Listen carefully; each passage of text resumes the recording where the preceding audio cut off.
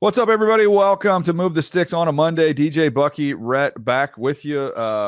Boys, from college football, which we're not going to touch today. We'll get to that tomorrow a little bit and throughout the week. Crazy weekend of college football.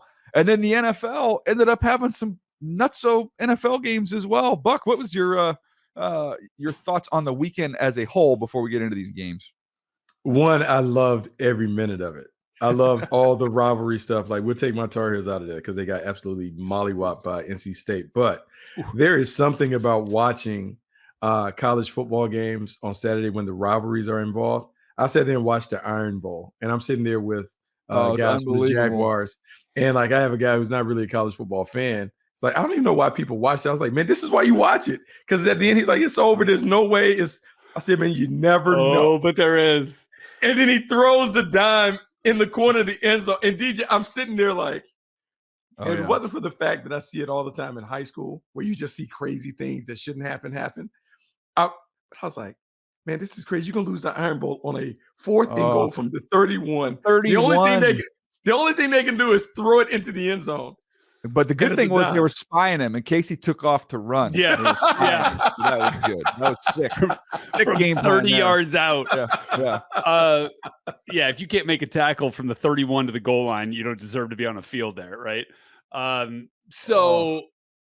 best part about all of that is the reaction, right? I mean, obviously the plays that determine all the wackiness folks in the stands. Buddy, I'm just telling you, like, I was talking to a friend of mine who, works in Indianapolis in the media, and he was like, I'm from, Atlanta. I've got Auburn family. They were at my house. My stepmother, as soon as that play happened, went to the bedroom and did not emerge until the next day. I mean, like, that's how like, visceral the reactions are, to like that week of college football.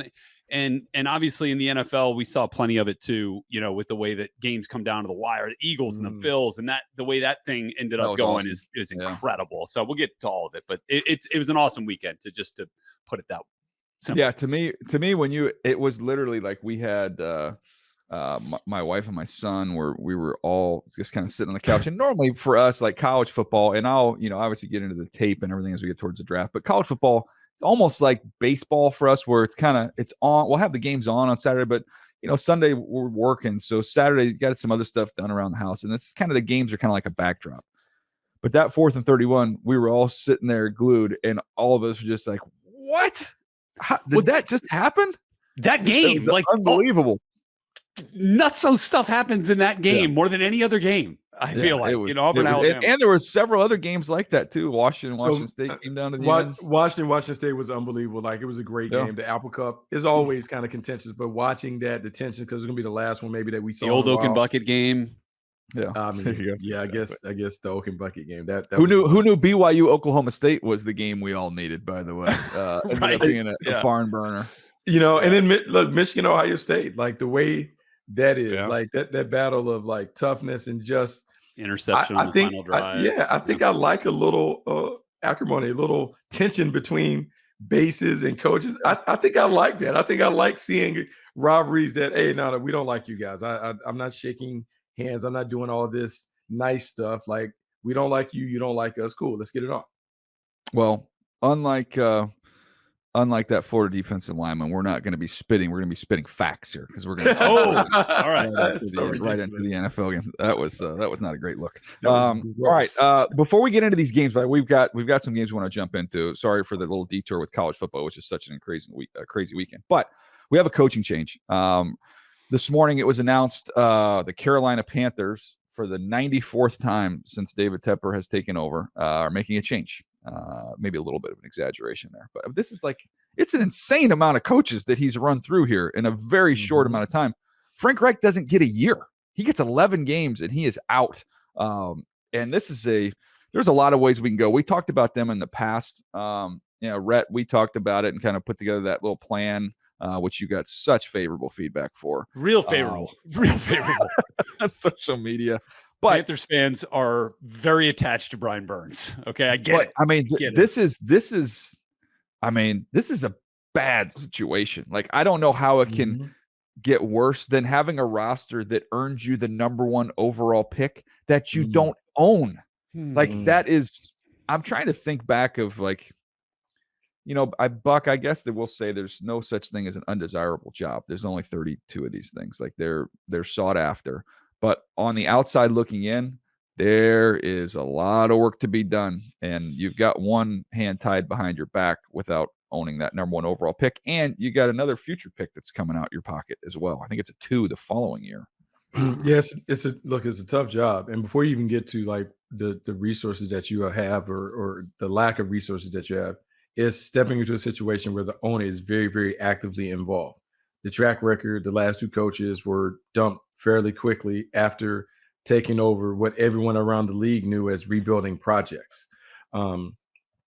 Makes it difficult. Now, there's someone that will take the job because only 32 of them. But DJ, you talk about the lease being so short, man, in terms of trying to rebuild it. I mean, we have seen, really good coaches struggle that first season, then they bounce back the next year. Everyone loves Dan Campbell and what he's done now, but it was tough that first year in Detroit before he had an opportunity to kind of put his plan into play and get his right people and all that other stuff.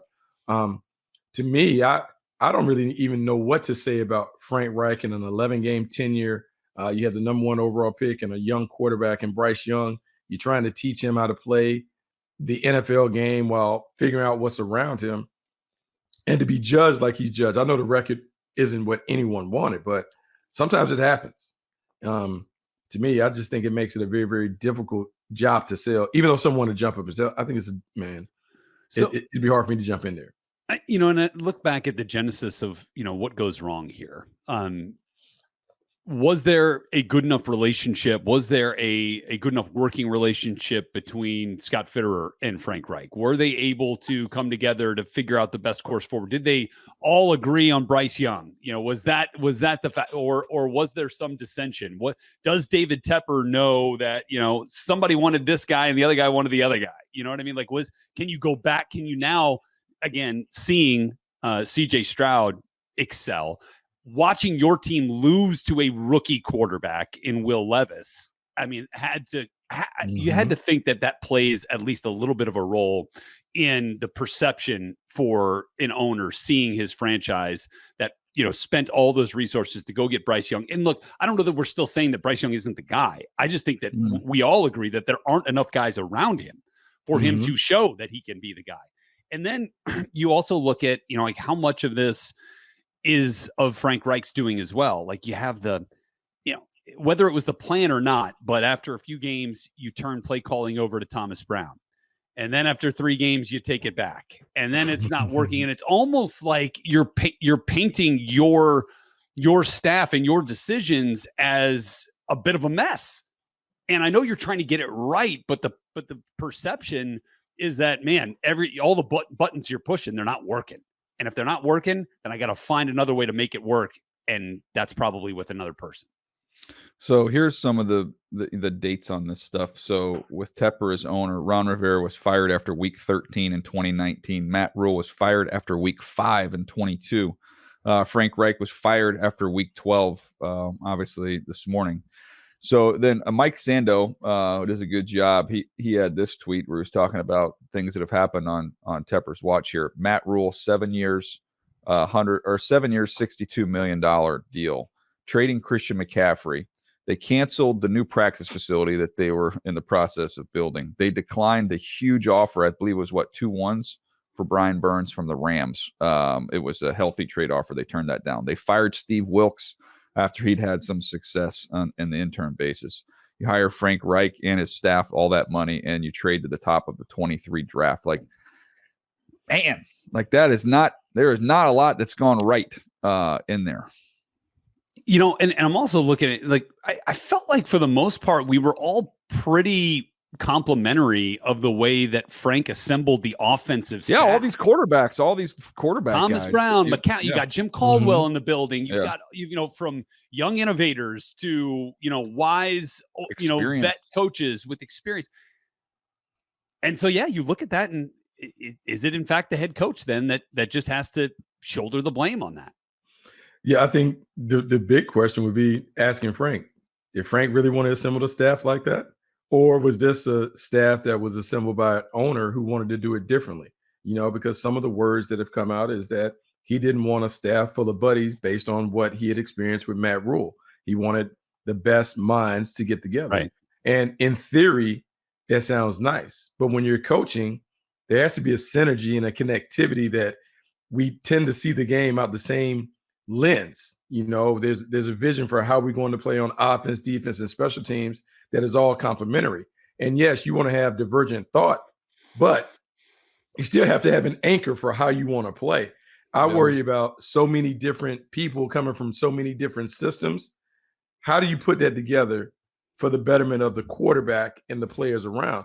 I just wonder if they ever were on the same page when it comes to doing that, and whose idea was it to have a coaching staff full of all-stars, because it certainly hasn't worked to this point. I'm a little bit conflicted here because I think that the challenge of winning in the NFL, it's the hardest thing to do, and it's got the most parity. It's set up for parity. So you can look at a situation like what transpired in Vegas, where you've got a head coach and a GM that have an existing relationship, and you would think, believe in all the same things. It didn't work out there. Then you can go through examples, like, look, I know a lot was made about the game ball with the Giants being given to Wink. And there's all this talk about Dayball and Wink hating each other and not getting along. They come from different places, different theories, different philosophies. We've got this situation here where you don't have that previous relationship, front office and the coaching staff. So I can point to a million things and say, look, these guys were best friends. They came up in the same system. They got together and it didn't work. And I can show you other examples where they came in from successful other organizations that came together, didn't work, and then flip it and do the exact opposite. So I don't think there's one way to do it. I would just say maybe the lesson here is that you've got to have the infrastructure in place roster-wise for a rookie quarterback. You do. And if you're going to trade, and I was somebody who was in favor when they made this trade, I thought, hey, they haven't been able to get a quarterback. They needed to make the move to go up there and get him. I said that at the time. Now, I might have overestimated the talent on the current roster. Clearly, I did, because when you look at the way it's constructed right now. But I think in hindsight, now we can learn from others' mistakes. But, Buck, if you're going to – it's one thing to take him when you're picking one, and say, okay, he might not be the elite level. He's going to be really good, solid starter. We're not going to be looking for a guy. Take him, no doubt. But if you're going to part with all of these resources, including your number one receiver in the process, he has to be the truck. You cannot take the trailer there. You have to take the truck who's going to be able to pull everybody. And while I think we all are in agreement, Bryce is talented. Bryce has got a chance to be a good player. He's not that. He's not that guy where you could part with everything to go get him in hindsight. Yeah. I would say this, and I think the scouting guys always bring us back to where we have to have truisms, right? Yeah. And so when we think about grading and the grading scale, we talk about a top 5 talent and the top 10 talent, what they should look like and those things. I think what we have to do is stay true to those principles, right, that we've been taught along the way. Like, hey, if it's a number 1 overall pick, he should be able to check off these boxes as a special player. So Myles Garrett would be the one, right? So Myles Garrett, from a prototypical standpoint, you look at what he is, that is a number 1 overall pick all day, every day. And so when we think about Bryce, and love all the intangibles that he brings, but DJ, Rhett, if we think about it, he's an outlier in a bunch of different ways. Size, not only height, but also weight. Arm talent is good, but I wouldn't say it's great. Athleticism wouldn't be in that elite. That's the Kyler Murray. That's the difference with him and Kyler. It's undersized guys who went 1. And so now what we've done is we made an exception at number 1 overall. And if you're the Panthers, maybe you're mad because you're like, hey, he's number 1 pick. He should be able to do that. But then you're like, well, look at what he was and what he showed us in college. Yeah. He didn't necessarily fit what is normally a number 1 overall pick. Yeah, and I look at, I think we all also got enamored with the way that, how mature he is and the way he handled himself. And like, you look at that's number 1 pick material like that. Even if the frame wasn't, the mental makeup seemed to be. And then when you throw the talent in there, and we saw it plenty of times at Alabama, the arm talent, the ability to create, it's all there. But he was playing with some of the best players in college football, and that is not the case now in the NFL. And maybe he can get there. I think we all agree that there's a chance he can get there. They now have to figure out, more than anything, you've got to find a way to get resources to Bryce. And it's almost, to me, more important than finding the head coach at this point. It's finding the resources. I've been beating that drum that, and Panthers fans, some of them get mad. But I'm like, you're going to have to take from the defense. I'm sorry, but you have so much invested. No other way to do it. You can't even evaluate him. Forget, saying the clock's ticking. You got to get going here. And look, they do. I mean, somebody brought up a good point. Hey, we keep saying they don't have a first round pick. Well, they picked 33rd, which is as close to a first round pick as you can get. It's a good pick. But I mean, gosh, you don't have that number one overall pick that you'd be staring at. So they've got to be creative. And to me, they've got to build up the offense. If next year we're having this conversation and the Panthers have won, 3 games or 4, they're 4-7 or something like that, but Bryce is taking the next step and you've got him some receivers and you got an offensive line in place and he's making progress. You've got time now to figure the rest of it out. But man, you'd hate to have to, lose him through this whole process because you gave up an awful lot, and that would be a tough one to come back from. Anyways, we'll have plenty of time to dig into them as we get to the offseason. Let's jump into these games. I'll start. I won't go long here. It's a game I feel like I've seen a million times calling these Charger games. They lose Sunday Night Football 20-10 to the Ravens. It was closer than that. It was in the fourth quarter, Chargers ball in hand, as you would expect. 2:33, down by 3. They've got a chance to go down there and try and at least tie the game, if not win it. The first play of the drive, they get the ball to the 50 to Erickson. So you're 1st and 10 at the 50. You got 2 minutes left. You need even more than that. It was like 2:30, wasn't it? Yeah, it was 2:33 when they started the drive. Yeah. So I mean, they have 2 and change, and they've got 3 to the timeouts. 50. Yeah, they've got everything. And you've got a kicker in Cameron Dicker who might be an all-pro this year. He's been unbelievable. He does not miss, and he's got a huge leg. I mean, you get to the 35, it's a layup. You get 15 yards. You've got 4 downs to get 15 yards. They couldn't do it. And it's a little bit of a formula, Buck, where I've seen it now. Money and I talked about this on the broadcast, but I've seen it with the end of the Miami game when Vic Fangio heated him up. They heat up the Chargers. They didn't really have an answer for it. Sacks, it pretty much ends the game. Then you see the Tennessee Titans in overtime do it. Saw it again last night. Like, teams have started to come after them, and they don't have an answer. Where you want to put that blame, offensive line communication, a back here or there. Herbert just not knowing that he's hot, not having options. I think on that last one, he has Keenan Allen on an out route. He gets a free runner. He's going to have to get it up way before he gets out of his break. But at that one, you just kind of got to hope and pray that your receiver can get his head around and kind of put a little air under it, give it a shot. But what I'm getting at is these Charger games have ended very similarly. The defense was better in this one. I'll give you the quick take on the other side of the ball with the Ravens. I've never seen more slant flat combinations in an NFL game. You talk about high school football, Buck. It was unbelievable. I'm like, this is like watching. This is Friday night football out here. They'll marry up routes where they'll have a little screen to the right, where you'll have like a bubble, and then the back side, it's just the back and the receiver, and they wore them out with flats. They hit like 3 or 4 slants on that in that backside window. But I was wondering what the magic was with Baltimore when I watched them, and obviously they had scored 30 plus in 5 straight games coming to this one. This was not at their best performance. But seeing them up front, we'll get to the defense in a minute. But offensively, I was amazed at just how they've made this so simple and so easy back there. Look, if you want your quarterback to play well, give him things that he does really well. Going all the way back to Louisville, DJ, Lamar Jackson is a killer on in-breaking routes. He has always been like that from Louisville, whether it's slants, whether it's digs, post, anything that's going towards the middle of the field, that is when he's at his best. Where he has always struggled is anything that is outside the numbers, outbreaking away from him, running towards the sideline. That's not his jam.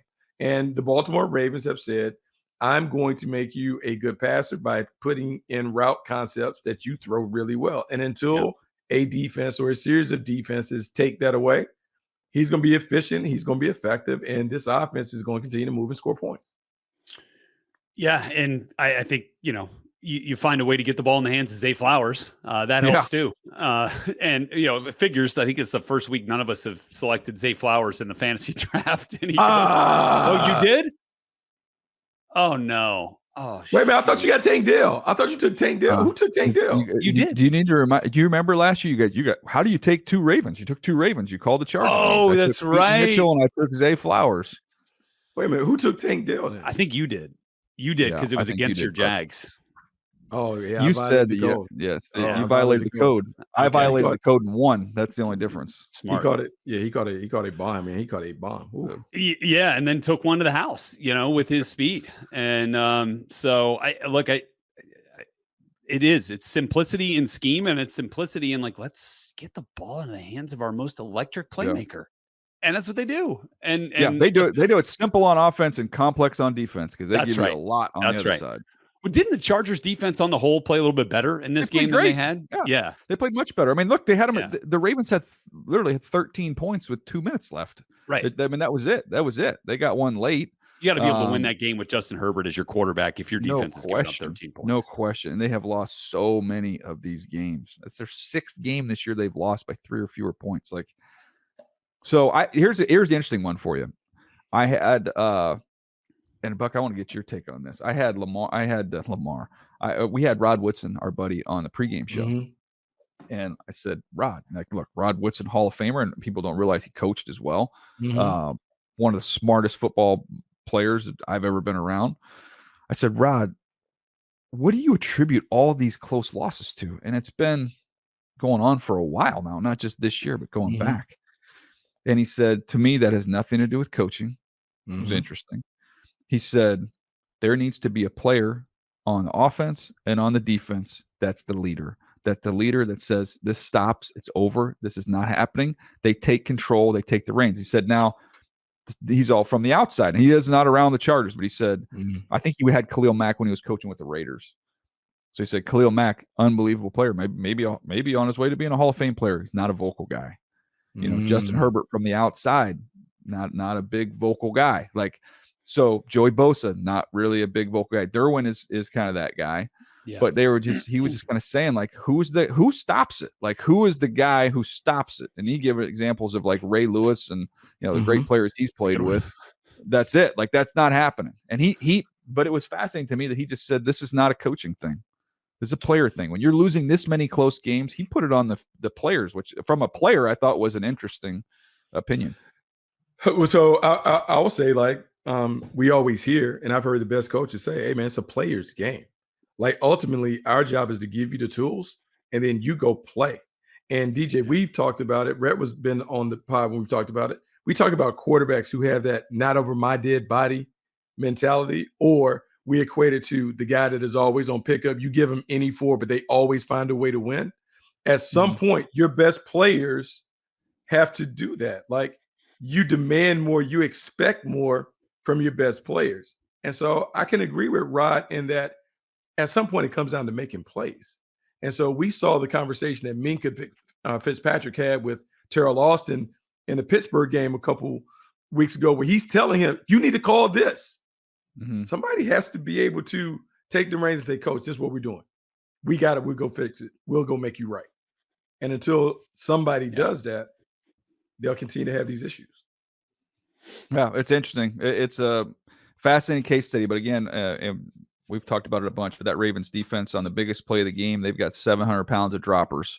They've got those 2 bigs touching and dropping off into coverage, and they've got a free runner coming off the edge to really ice the game, win the game for them. So it is complex. It's complicated. Roquan, Patrick Queen, they're legit in the middle of the defense. I don't think their secondary is great.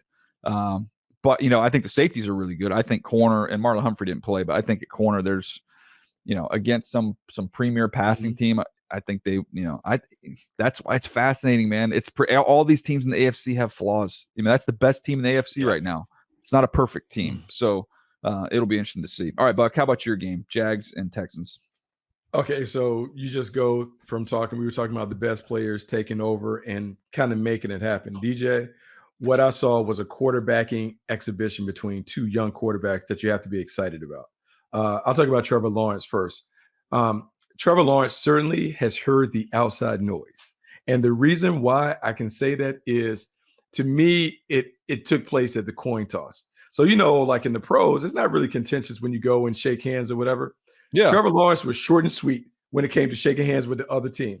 Trevor Lawrence was there to stand on business, and he was playing. And I can tell you, it is the best that he's played in a long time. You can't look at the numbers. I don't mean to cut you off, Buck, but you know what? That sounds like exactly what we were just talking about. That's an over my dead body type of performance from Trevor. It was. Go ahead. I will say this without personally talking to Trevor. Trevor Lawrence went to Houston to show and prove that, hey, before y'all discard me, I'm okay. Yeah. I'm a dude. And he scores a touchdown early, and he starts barking at the fans. That's the Trevor that I like seeing, because I saw it last year when the Jags were making the playoff run in Tennessee, in Nashville. The Jags were winning, and somebody was talking to him. He just pointed to the scoreboard and walked off. And I was like, ooh, Trevor got like a little, he got like a little him in him. And so Trevor was on his game like that. CJ Stroud, DJ, whatever we thought CJ Stroud was going to be in the draft process, we need to add 5 more points to the total score. Because what CJ Stroud is doing, and now that I listen back to the commentary about, oh, he's not athletic, he doesn't move. DJ, what he is he is going to be the next quarterback that gives everybody problems, because he's athletic enough to run, but when he runs, his eyes are down the field. And so all he's doing, he's like one of those fairy tales with the lady that's hanging, just luring you to the line of scrimmage, and he is looking to bring you up so he can throw it over your head. He hits Tank Dell on a 65-yard pass that is eventually called back. But DJ, he's running around. Oh, I'm going to take off. You drop coverage, and he throws a bomb. And I was like, oh, that's how they're scoring all these points. Because he is basically doing the stuff that Pat Mahomes does. Not the same style player, but you know how Pat Mahomes runs around, but he's running and just kind of waiting for stuff to crack? That's what he's doing. And he's mastered that part of the game very early. These two young quarterbacks, they'll be duking it out for a long time. But, man, CJ Stroud is even better than I could imagine him being at this stage of his career. And this wasn't even his best. Like he's had better games this year. So, now, I will say that I felt like he held on to the ball and tried to, and had some magic in the pocket, getting away from some rush, more so in this game than in any we've seen thus far this season. It felt like he was always on the move. And it wasn't necessarily a design move, right? It was like, all right, let me get out of here and break out of the pocket. Let me escape out of here. And a lot of times he was making it work. But credit the Jags also for providing that pressure to not let him sit back there and use that elite accuracy and ball placement to just dice you up from the pocket. Josh Allen was getting through. And the Texans have been pretty good. And they lost Titus Howard early in the game, which I think you probably heard a little bit. You had to put Juice Scruggs in there, who was playing his first real NFL ball of his career. And he was, he was a starting center coming in, gets hurt. He comes in at left guard, first game off IR. So I'm glad you brought that up with CJ, because I feel like we tried, right? We tried to talk about that Northwestern game. We tried to talk about the Georgia game, where he showed you that he can use the legs. He didn't have to at Ohio State. No. Yeah. And he's got you know what? Side note, and then we'll get moving. I know we're behind schedule, but I was thinking about this the other day in college football. I think it's going to make scouting easier with this realignment. Think about it. Think about the quarterback position now. Games. You're going to have SC, UCLA, Washington, Oregon going into the Big Ten. So all those teams now are going to be playing NFL players, NFL defenses. Now Oklahoma, which has produced a lot of quarterbacks, Texas, which with Sarkisian, you got to believe they're going to have quarterbacks. They go to the SEC. In some ways, I think it's going to make scouting somewhat easier, because you're going to see good on good every single week. You're going to see these guys playing against real teams, man. I mean, to that point, I think it even changes the way you stock your department. I think we talk about West and Midwest and all that. You almost have to have an SEC scout and a Big Ten scout to cover all the other stuff. Do it. Yeah, and so, and then when you think about the cross checking, like how you can just sit and, I mean, Red, I would say this, like I would do the first loop and then I would post up at SC the second loop and just watch these other teams come in and watch the film or whatever. Like you're going to have scouts that are going to be able to see all of these big games. And so I think you're right. It's going to make it a lot easier to see these teams, these quarterbacks play in big games. And it should make, I won't say make for an easier evaluation, but a more thorough evaluation of the position. Yeah. And you could maybe give your scouts the first 2 weeks of the season off because nobody's going to be scheduling heavy haymakers in the first 3 weeks of the season, knowing what the conference schedule is coming. Yeah. Exactly. No, that's a good point. All right. Squeeze in one more here before we go to a break, Rhett. Let's go Chiefs Raiders. Yeah. Chiefs Raiders. Interesting one. I mean, boy, the Raiders wish they could have just run right back into the tunnel after the first quarter. I mean, they were dominant. On wheels. Yeah. It was incredible. The first 15 minutes of this game, they ran 22 plays. The Chiefs ran 4. They had 4 plays for 0 yards. I mean, you hold Patrick Mahomes to that kind of output in any quarter of any game, you're feeling pretty good. Then the rest of it was just kind of weird. Everything. It was not an overly explosive game on either side. No, the Raiders did get down the field a couple of times, but like neither team really wins that battle or dominates that battle. The run game wasn't as much of a factor. Really, although you did see Josh Jacobs. It was good to see him kind of get some run here and find a way to at least calm things down for Aiden O'Connell, who was on fire in the first quarter and got it wasn't quite as good the rest of the way. The other thing that I'll say about it is this was the Rashee Rice game. This is where we found out who the second target is behind Travis Kelce. Rashee Rice, 10 targets, 8 catches, his first 100-yard game. They were trying to get the ball in his hands. And I love what Andy Reid said today, that Rashee Rice has been getting better and better every week, making himself more Patrick-friendly. Right? Figuring out what his quarterback wants, how he can present himself to the quarterback in a fashion where he can then use his talent and his skill set to be a productive factor for this offense. They were getting him on crossers. They were getting him on quick screens, and they even had him chipping on Max Crosby's side and then delay releasing as a check down, and he caught a couple of balls on those types of plays because he was making himself available to Patrick Mahomes, like on some of the plays you're talking about, Bucky, with CJ Stroud, where he's kind of waiting, doesn't break open, bang, let me hit it to Rashee Rice, and he'll pick up 8 yards. He's got a physicality to his game after the catch that's pretty impressive. So and again, it did feel like for the Chiefs, it was back to that patience game plan. They had 4 touchdowns on 5 drives from the second quarter to the start of the fourth, and they went 12 plays, 8 plays, 10 plays, 6 plays. And they just found a way to work the ball down the field and get the ball into the paint. And so I think Rashee Rice is the biggest development that I had from this game. No, that's legit. That's a good win for the Kansas City Chiefs. It's not easy inside the division. By the way, the Raiders just cut Marcus Peters, so they decided to move on from Marcus Peters there. So that one's over. All right, let's take a break. We'll come back. We'll jump into the Eagles and the Bills. All right, guys. I would say this is the game of the day. In weather, cold, wet. The Eagles, they beat the Bills 37-34. There's a lot of different ways you can go in this game. I'll leave some of the storyline stuff to you guys. I went back this morning though, and I wanted to watch someone who I think might be one of the more underappreciated players, not just on the Eagles, but maybe in the NFL. That's Devontae Smith.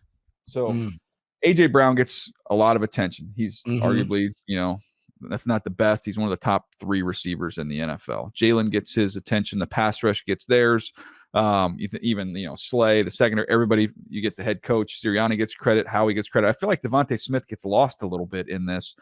And when I watched him, as somebody who sees Keenan Allen each and every week, it's hard to explain it because we can talk about guys being great route runners. You can talk about, size, speed, all that stuff when you're breaking down receivers. There's a feel to that position, and Buck, you can speak to it better than I can, but there's just an understanding and a feel to your game. And it's so subtle as to the point when he's on an over route and he can see where Jalen is and how he's moving, and he'll gear it down because he's not in a sprint to get to the sideline and you have nowhere to go with the throw.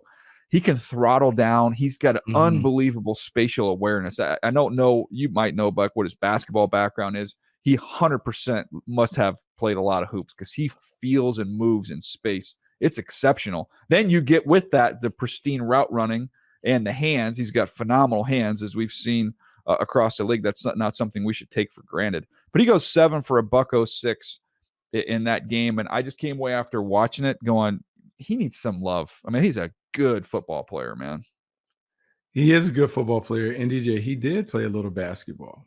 He did. He just said he loved basketball. He's a good time basketball player coming up, and you can see that in his game. And one, we've talked about it multiple times, why multi-sport players are favorable, why we love them in the scouting process, because those skills translate. But the feel part of playing wide receiver, I think that's what really made him very attractive during the draft process. We can talk about the size because the size was a concern, but I just remember, when he took over at Alabama, he was the number 2. Jalen Waddle gets hurt, and he has to become the number 1, and that's when he wins the Heisman Trophy. He explodes. He explodes when they made him the focal point. So the route running ability, the playmaking ability, the ability to kind of like be exactly what the quarterback needs in those moments, it makes sense. And I've always contended that the Eagles, they don't just have a number 1 wide receiver. They have co-number 1s. I think they share the marquee, even though my guy gets the love. Brown gets all the love. I think Devontae Smith is just as capable as a number 1 receiver in his own light. So I agree with you. I mean, I love Devontae Smith's game. I mean, it does feel silky smooth, at times. And you guys are talking about that a little bit in the way that he runs the routes and that spatial awareness. I just kind of want to go back. It just feels like a theme now that we brought it up with these, that Rod Woodson. Is Jalen Hurts maybe the best example of a guy who refuses to lose? He's not losing. He's not losing. He's just not going to do it. In fact, he hasn't. He has now won 14 consecutive games against teams with a winning record. That's the most and the longest streak by any quarterback since at least 1950. They are also at his best. He's at his best in winning time too. Like that's it. However ugly or, grimy the game can be on winning downs and winning time, I'm not betting against that dude. Eagles 5-0 this year when trailing at the half, and Jalen Hurts Philly's the only team in the NFL with winning record when down at the half. Most of the wins most wins of any team when trailing at the half. I mean, you should see what the rest of the record is. The rest of the NFL has a combined 213 win percentage when they're trailing at the half. The Eagles are undefeated. I just think that is a mentally tough team, and it starts right there with Jalen Hurts, Deej. Yeah, 100%. And look, let's flip it over quickly on the other side here. Josh Allen deserves some love for what he did in this game. You watched the runs. I broke down his runs in this game. Now the stats were, what did he end up with? 81 rushing yards, 2 rushing touchdowns. But these runs are not just like standard runs. 3rd and 10, scramble for a first down. 3rd and 11, takes off for a 16-yard touchdown. 3rd and 9, scramble for a first down. Like these are not, QB power. These are not design runs. That is, and again, using this theme, he didn't win the game, but it was a will on his part there that it was like he put everything he had into that thing and was trying to make it happen and put up a boatload of points, put up 34 points, should be good enough. It wasn't on this day.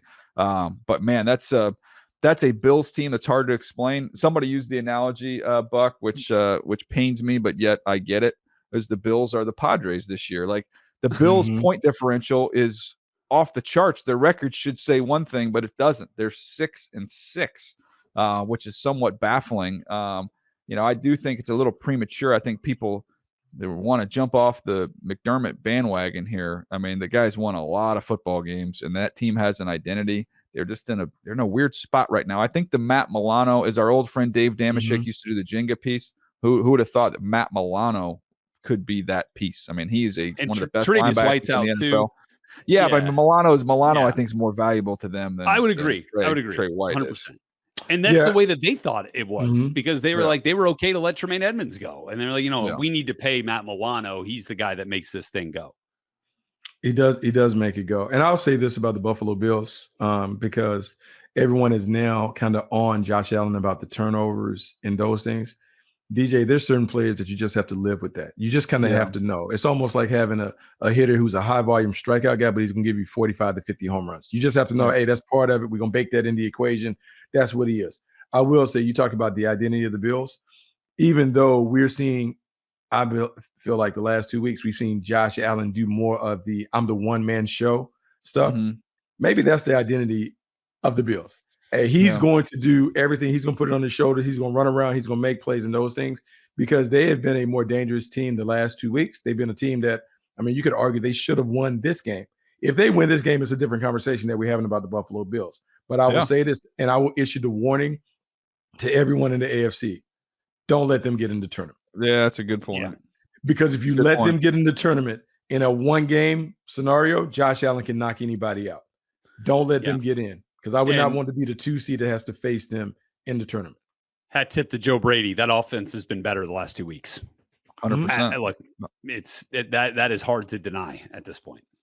All right. I've been super excited about this one, Buck. How about the Falcons and the Saints? You feel the excitement in my voice right there? Well, I do. I love the voice inflection because if you had watched it, you would be excited about it. And the reason why you would be excited about it is because the reason why you would be excited about it is because Jesse Bates continued to do what Jesse Bates does. Nice. Our buddy, David, friend of the show, little brother, his little brother threw one out there, and Jesse Bates snagged it and pick sixed it. He house called it. Mm-hmm. And if you watch Jesse Bates the last couple of years, you talk about one of the more instinctive playmakers in the secondary. He's done it, and he's been great for the Falcons in terms of making plays, coming downhill, getting his hands on the ball. He is doing all of that. And a Falcons team that is really struggling with their identity on both sides of the ball, they played a little more to the identity. I think we had a Bijan Robinson sighting. He actually touched the ball a little bit, which was kind of fun to watch, considering how much. Hey, go figure. How much they're better when he touches the ball. Is that what you're telling me? How much they gave it to him. He had 19 touches, which is always great to see. Over 120 scrimmage yards. And if I'm the Falcons, I just kind of look at them and be like, you know what? Maybe the ball needs to go to Bijan Robinson a little more because when he gets the ball, it kind of sets the table for everybody else. And then Desmond Ridder was solid enough for them to get the win. You look up, the Atlanta Falcons are still in the mix. Yeah. Bijan rushing and receiving touchdown. And the receiving touchdown comes on maybe Desmond Ridder's best throw of his career. He's getting pressured. He is getting pressured and off his back foot, knows where Bijan is going to be, knows he is wide open, and lays a beautiful pillow, drops it right into Bijan's hands for the touchdown. Now, Desmond giveth and Desmond taketh as well, because he has another red zone interception here on a play, on a throw that just shouldn't have even, should have just kept it. He'd been better off taking a sack, kicking a field goal, obviously. But Tyrann Mathieu got one. He still hasn't worked that stuff out of the game, but he is giving you some of those big play moments. Like he used his athleticism to really help propel a couple of drives for the Falcons in this game. And then, by the way, pick six, not the only thing on Jesse Bates. He comes up and probably makes the play of the game, punching out a fumble on Taysom Hill, who had just rushed for a first down. They were about to have a 1st and goal inside the 10-yard line in late in the game. It was either fourth quarter or late third quarter. And that was a major turning point in that game. And the Falcons figured out a way to go down and score and win that game. By the way, I was just thinking out loud here. If there's been talk that Travis Kelce could walk away at the end of the year, if he does, retires, goes off into the sunset. If you're the Kansas City Chiefs, I mean, just please let me show you what we can do with this tight end here.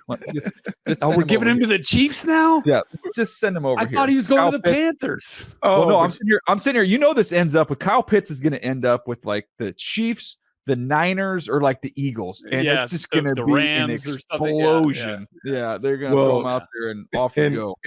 In fairness to the Chiefs and the Falcons, this would be a nice repayment for the Chiefs sending Tony Gonzalez to the Falcons years ago. Oh, there you go. This would be like, hey, remember, like we can bring it back and we can tight end swap.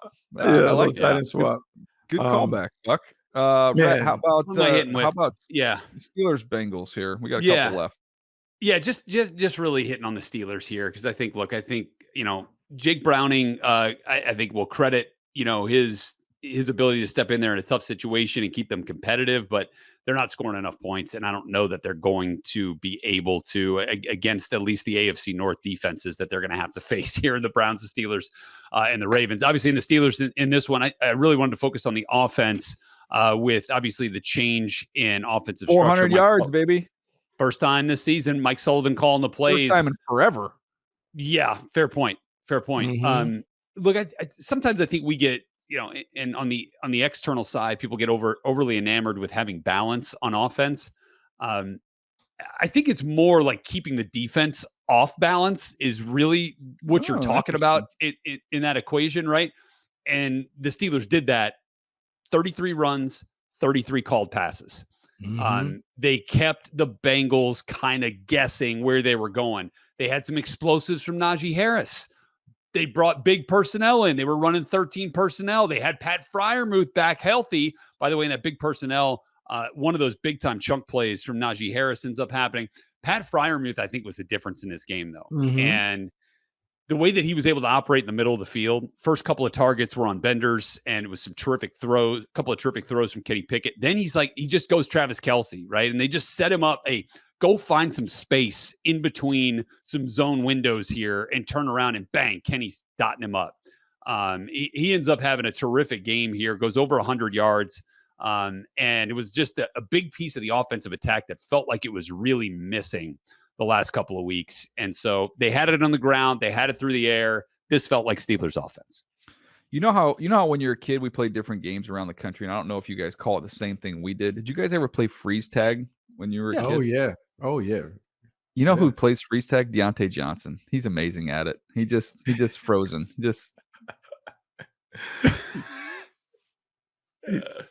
Are you still frozen?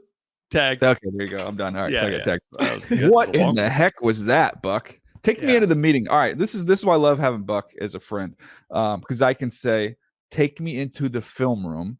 You guys watch tape. You're in the receiver room, and that comes up. What the heck is said in there? Nothing. You don't even have to say anything, because DJ, you just let it play, and then you just pause it. And it becomes that uncomfortable silence, right? Ooh. It's the uncomfortable silence where the peers are looking at the tape. He's having to look at the tape, and everyone is able to hold people accountable by saying, "What are we doing? Like what? Mm-hmm. Like what kind of effort is that?" And I'll be honest with you, it's so weird because the Steelers are such a franchise that's kind of buttoned up. They have a toughness about them, but man, it always seems like they have one or two guys that receivers. Look at all the receivers they've had. That just doesn't had stuff. Yeah, and so he's been kind of like the squeaky wheel of late, complaining about like lack of touches and the ball, but never acknowledging his own shortcomings when it comes to drops and those things. He dropped a touchdown in this game. He's frustrating to watch. I mean, he's a good player, but I don't think he is as good as maybe he portrays or his attitude gives off. And so I just wonder. I wonder with that, like, look, he's there because they signed him to a big deal, but it has to be a kind of annoying for some of the Steelers, like some of the antics and some of the lack of effort that has been put on by him. Yeah, that's a tough one. And, we didn't see that happen because we had this game on Game Day Live. We had it happen live, and we didn't see that because we were so focused on the fact of whether Jaylen Warren actually fumbled the football or not. And obviously he did. And, you get Deontay Johnson just walks right by it. That's, The worst, but even worse than that is the beginning of the play. Didn't even come off the line of scrimmage. Right. Just sitting there, not blocking. Anyways, that was a bad look, but overall a much better day for the Pittsburgh Steelers offense. And hey, the Steelers win games, man. They just keep winning ball games, finding a way to do it. Mike Tomlin, God bless him. He's figured it out, man. I think this is the last one for us here. Broncos and Browns 29-12. I took the Russell Wilson angle on this. The numbers are not going to be anything impressive. 13-22, 134 yards, a touchdown, 11 carries, which is a lot, only 34 yards, but did have a rushing touchdown and a fumble. So I went with the on-pace numbers for Russ. He's on pace for 3,398 yards, 31 touchdowns, 6 picks, completing 68.3% of his passes.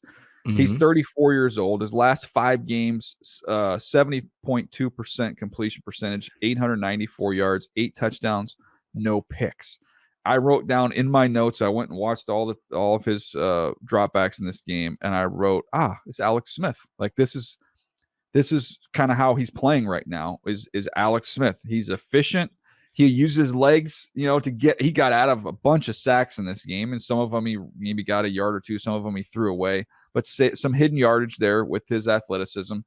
Not super aggressive. I was a little surprised. I think they always start him off with a layup. They did it again in this game. They give him a nice, easy screen on the first play. The next one, they actually took a shot and they end up getting a pass interference call. But for, again, the majority of the game, under control, protect the football, use your legs if you have to, marry that up with a great defense, marry that up with with a coordinator that can protect you. I'm like, this is what that felt like.